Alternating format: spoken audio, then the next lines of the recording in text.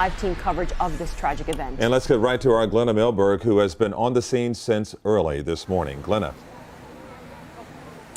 Calvin, Nicole, listening to that press conference, it was really telling because so many of the families wanted to know why they don't see people on top of the rubble, rescue people that they saw earlier, dogs that they saw earlier, and now we know that it's all underground. We've been watching for these long hours throughout the day, this rescue and recovery mission, and we've really watched the people who have come out to look and to hope that they haven't been hearing from people that they're desperately waiting to hear from. We've watched them go through this shock and confusion, panic, and now as the evening descends, we're watching so many of them that realize that in that mountain of debris, there are some 55 apartments and the families who were in them. And she started screaming, something's happening, something's happening. And I opened the door up to our balcony, and I said, oh my God, the building's gone. The shock, the confusion was only just beginning. Sirens. Rescue crews converged on the Champlain Tower South, the eastern third of the building sheared off and pancaked. A surveillance camera recorded those moments.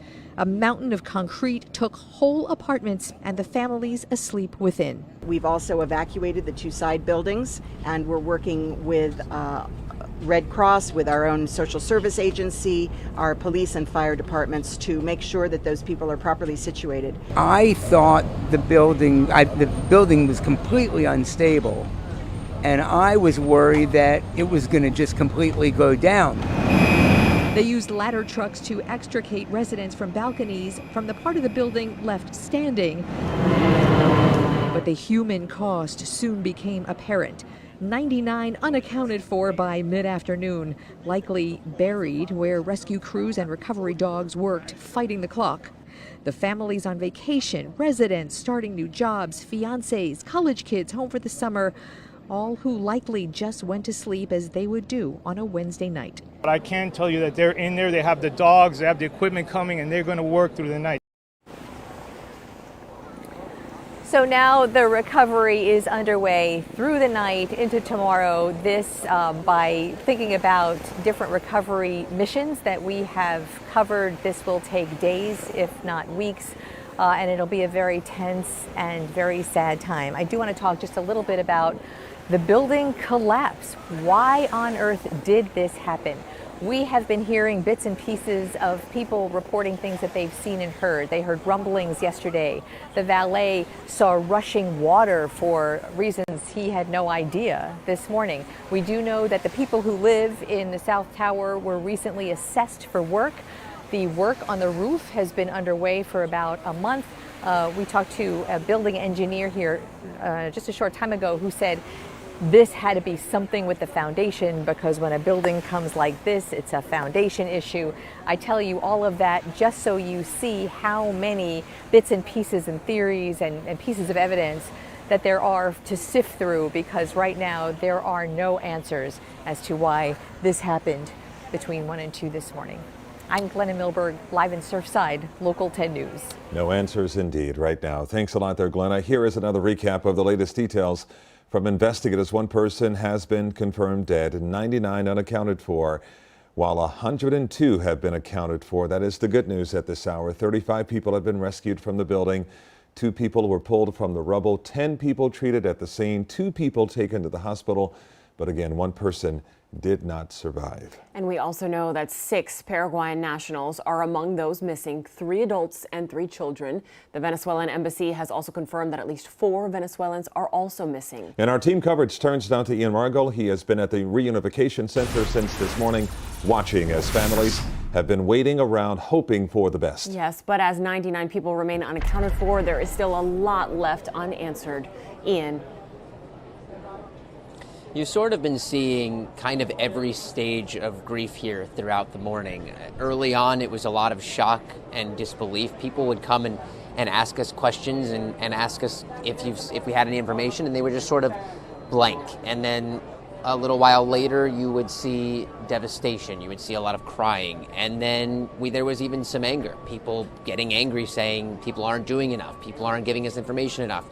And now, again, we're sort of seeing almost an eerie calm out here, and I want to show you out here at the community center in Surfside. There are just people sitting on these little, I guess, these cement structures out front, just sort of waiting for information, waiting for their loved ones. This is where they brought both the evacuees from the building and also people who are looking for their loved ones. Earlier today, and I want to show you this video that we sent in, this shows the people who were evacuated. They were taken on buses to temporary housing here in Miami-Dade County, elsewhere, and we were seeing little kids wearing baggy t-shirts, we were seeing kids shoeless, people that were wearing pajamas, and really that just goes to show you how quickly everyone evacuated, just kind of grabbed whatever was and whatever's close to them, whatever they could, and got out the door. Still, people waiting here now, desperate to know more. He's been unresponsive since nobody's heard from him since 3 o'clock in the morning. Searching for any signs of hope, family members of those who live inside the Champlain Towers desperately hoping to find word that their loved ones are okay. The window is no longer there. It's the building after. It's no longer there. Wendy Jean-Louis is a nurse who works with people living in the building. She tells us she fears the worst, but is still looking for more information. The other family are calling me, and they're waiting for an answer from me, and I don't know what to say. This is a place I spend 10 hours a day here. This is literally my home as well. At the Surfside Community Center, people began gathering well before the sun rose, many without shoes or still in pajamas, having evacuated as quickly as possible. Gabe Neer tells us he, his mother, and sister live on the first floor of the tower that didn't fall and were woken up by the noise. But he says when they went outside to see what was going on, it turned into chaos. 2 minutes later, I hear this large, like, rumbling noise out of nowhere, and I just see like white clouds, like of just dust coming out. So I told my mom, my sister, we were also parked outside. I told them to start running. We ran, and all we just see was just white dust, like just thick. In daylight, more and more family members began showing up, searching for their loved ones, including Soraya Cohen, whose husband, Dr. Brad Cohen, was in the building with his brother. It's shocking. I woke up at like 7 in the morning to all kinds of, to text, like, is Brad okay with what's going on? And even text from people in New York who saw it in the news. She says she immediately ran into her daughter's room and they made their way to the community center, and she's doing her best to try and stay positive. If somebody was collapsed and being an orthopedic doctor and pinned under something and he's such a big heart, maybe he wouldn't want to leave them. Maybe he's alive. I don't know. And that reunification number we've been showing you all morning long, 305-614-1819. That is how they are trying to keep a running list of who is and who is not accounted for at this point.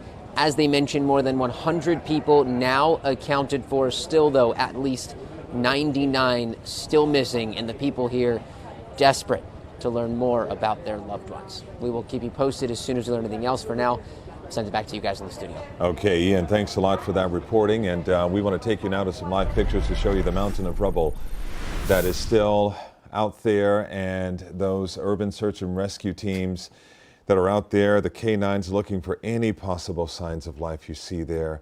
The K9 looking through the surface part of that rubble that came down, the mountain of rubble from that catastrophic collapse that took place early this morning. And again, 60 to 75 firefighters out there on the scene, along with the urban search and rescue team that has a global reputation of going into these disaster areas and finding people who may have survived catastrophic injuries and just the devastation that took place at around 1:30 this morning in Surfside.